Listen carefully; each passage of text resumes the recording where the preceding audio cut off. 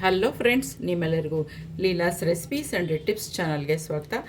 ಈಗ ಬಟಾಣಿ ಸೀಸನ್ ಆಗಿರೋದ್ರಿಂದ ನಾವು ಈ ಬಟಾಣಿ ಕಡಿಮೆ ರೇಟ್ಗೂ ಸಿಗ್ತಾಯಿದೆ. ಸೊ ಇದನ್ನು ತೆಗೆದು ಯಾವ ರೀತಿ ನಾವು ಫ್ರೋಝನ್ ಮಾಡಿ ಇಟ್ಕೊಳ್ಬೋದು, 1 ಇಯರ್ವರೆಗೂ ಇದನ್ನು ಯಾವ ರೀತಿ ನಾವು ಯೂಸ್ ಮಾಡ್ಕೊಳ್ಬೋದು ಫ್ರಿಜ್ಜಲ್ಲಿ ಇಟ್ಕೊಂಡು ಅಂತ ನೋಡ್ಕೊಳ್ಳೋಣ. ಫ್ರೋಝನ್ ಬಟಾಣಿ ಮಾಡೋದು ಯಾವ ರೀತಿ ಅಂತ ನೋಡಿ. ನಾನಿಲ್ಲಿ ಒಂದು 2-3 kg ಬಟಾಣಿ ತೊಗೊಂಡಿದ್ದೀನಿ.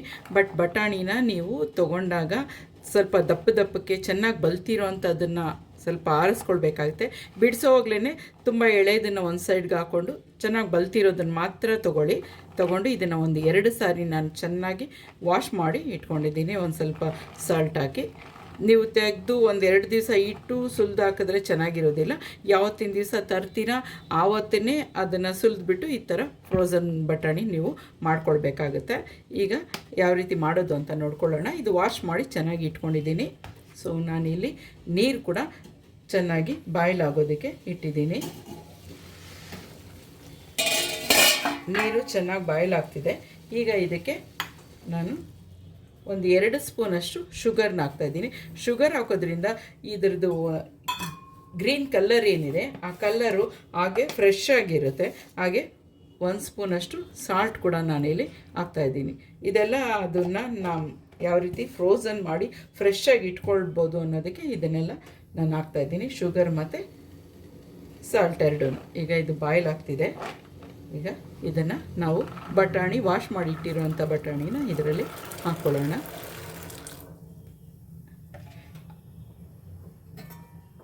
ಹಾಕ್ಬಿಟ್ಟು ಇದು ಜಾಸ್ತಿ ನೀವು ಬಾಯ್ಲ್ ಮಾಡಬಾರ್ದು. ಒಂದು ನಿಮಿಷ ಅಥವಾ 2 ನಿಮಿಷ ಅಷ್ಟೇ. ಈ ಬಾಯ್ಲ್ ಆಗ್ತಾ ಈ ಕೆಳಗಡೆ ಏನು ಕೂತಿದೆ ತಳದಲ್ಲಿ ಆ ಬಟಾಣಿ ಎಲ್ಲ ಮೇಲೆ ಈ ರೀತಿ ಮೇಲ್ಗಡೆಗೆ ಬಂದ್ಬಿಡುತ್ತೆ. ಅದು ಬರ್ತಿದ್ದಂಗೆ ನಾವು ತೆಗೆದು ಸಪ್ರೇಟಾಗಿ ಈ ರೀತಿ ಒಂದು ಜರಡಿ ತೊಗೊಳ್ಬೇಕಾಗುತ್ತೆ. ಇದರಲ್ಲಿ ಹಾಕ್ಬಿಟ್ಟು ಅದನ್ನು ನೀರೆಲ್ಲ ತೆಗೆದುಬಿಟ್ಟು ಮತ್ತೆ ನಾವು ಕೋಲ್ಡ್ ವಾಟರ್ಗೆ ಅದನ್ನು ತಕ್ಷಣ ನಾವು ಅದನ್ನು ಶಿಫ್ಟ್ ಮಾಡಬೇಕಾಗುತ್ತೆ. ಈಗ ಇದು ಸ್ವಲ್ಪ ಬಾಯ್ಲ್ ಆಗಬೇಕು, 1 ಅಥವಾ 2 ನಿಮಿಷ ಅಷ್ಟೇ.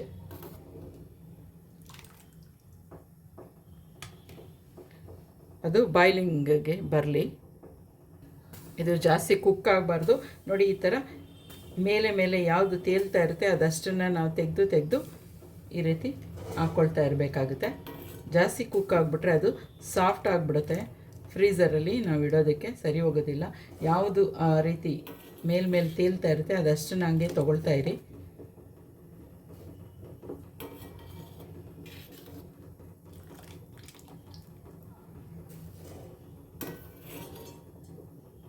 ಮೇಲ್ಗಡೆ ಯಾವ್ದು ಬರ್ತಾ ಇರುತ್ತೆ ಅದೆಲ್ಲ ತೆಗೆದು ಒಂದು ಸೈಡಿಗೆ ಹಾಕ್ಕೊಳ್ತಾ ಇರಬೇಕು.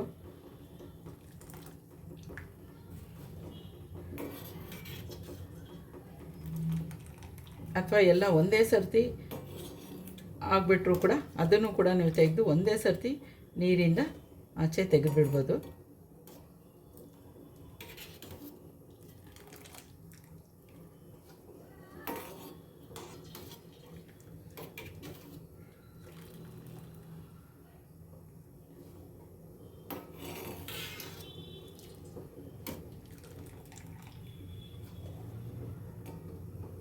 ಇದನ್ನು ನೀವು ಬೇಕಾದ್ರೆ 1 ವರ್ಷದವರೆಗೂ ನೀವು ಇದನ್ನು ಸ್ಟೋರ್ ಮಾಡಿ ಇಟ್ಕೊಳ್ಬೋದು ಫ್ರಿಜ್ಜಲ್ಲಿ. ಫ್ರೆಶ್ ಬಟಾಣಿ ಬೇಕು ಅಂದಾಗ ನೀವು ಅದನ್ನು ಯೂಸ್ ಮಾಡ್ಕೊಳ್ಬೋದು. ಒಂದು 5 ನಿಮಿಷ ತೆಗೆದು ಈಚೆ ಇಟ್ಕೊಂಡ್ರೆ ಸಾಕು. ಅದಕ್ಕೆ ಹೊರಗಡೆ ನಿಮಗೆ ಫ್ರೆಶ್ ಬಟಾಣಿ ರೆಡಿ ಇರುತ್ತೆ. ಈಗ ಆಲ್ಮೋಸ್ಟ್ ಎಲ್ಲ ಆಗಿಬಿಟ್ಟಿದೆ. ಇನ್ನೊಂದು ಸ್ವಲ್ಪ ಇದೆ, ಅದನ್ನು ನಾನು ಡೈರೆಕ್ಟಾಗಿ ತೆಗೆದುಬಿಡ್ತೀನಿ.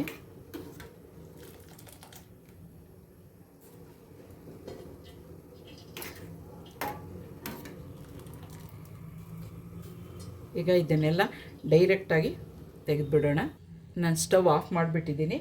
ಆಫ್ ಮಾಡಿ ಇದನ್ನೆಲ್ಲ ಡೈರೆಕ್ಟು ಬೇಗ ತೆಗೆದು ಇಟ್ಕೊಳ್ತಾ ಇದ್ದೀನಿ.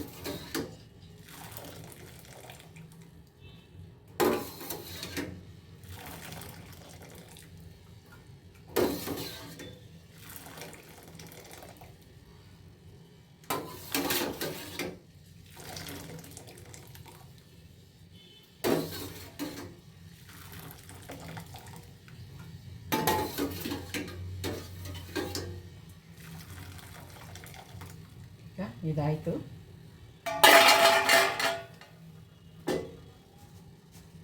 ಇವಾಗ ಇದನ್ನೆಲ್ಲ ನಾವು ಡೈರೆಕ್ಟಾಗಿ ಈಗ ತಣ್ಣೀರಿಗೆ ಹಾಕ್ಬಿಡ್ಬೇಕಾಗುತ್ತೆ. ಕೋಲ್ಡ್ ವಾಟರ್ಗೆ ಅದನ್ನು ಶಿಫ್ಟ್ ಮಾಡ್ಕೊಳ್ಬೇಕಾಗುತ್ತೆ.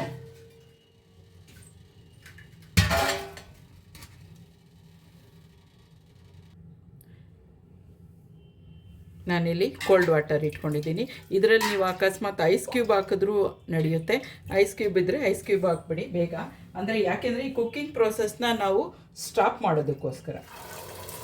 ಈಗ ಇದನ್ನೆಲ್ಲ ಕೋಲ್ಡ್ ವಾಟರ್ಗೆ ನಾನು ಶಿಫ್ಟ್ ಮಾಡಿದ್ದೀನಿ, ಏಕೆಂದರೆ ಅದರದ್ದು ಕುಕ್ಕಿಂಗ್ ಪ್ರೋಸೆಸ್ ನಿಂತೋಗಬೇಕು. ಅಥವಾ ತಣ್ಣೀರಲ್ಲಿ ನೀವು ಐಸ್ ಕ್ಯೂಬ್ ಇಲ್ಲ ಅಂತಂದರೆ ಇದನ್ನು ಒಂದು 2 ಸರ್ತಿ ನೀವು ತಣ್ಣೀರನ್ನ ಚೇಂಜ್ ಮಾಡಿ ತಣ್ಣಗೆ ಮಾಡಬೇಕಾಗುತ್ತೆ, ಕೂಲ್ ಮಾಡಬೇಕಾಗುತ್ತೆ. ಈಗ ಇದು ಒಂದು ಸ್ವಲ್ಪ ಕೂಲ್ ಆಗಬೇಕು. ನಾನಿಲ್ಲಿ ಮತ್ತೆ ಇನ್ನೊಂದು ಪಾತ್ರೆಯಲ್ಲಿ ಕೋಲ್ಡ್ ವಾಟರ್ಗೆ ನಾನು ಇದನ್ನು ಶಿಫ್ಟ್ ಮಾಡ್ಕೊಳ್ತಾ ಇದ್ದೀನಿ. ಅಥವಾ ನಿಮ್ಮ ಹತ್ರ ಐಸ್ ಕ್ಯೂಬ್ ಇದ್ದರೆ ಈ ರೀತಿ 2 ಸಾರಿ ನೀವು ಕೋಲ್ಡ್ ವಾಟರ್ಗೆ ಹಾಕೋದು ಬೇಕಾಗಿರೋದಿಲ್ಲ.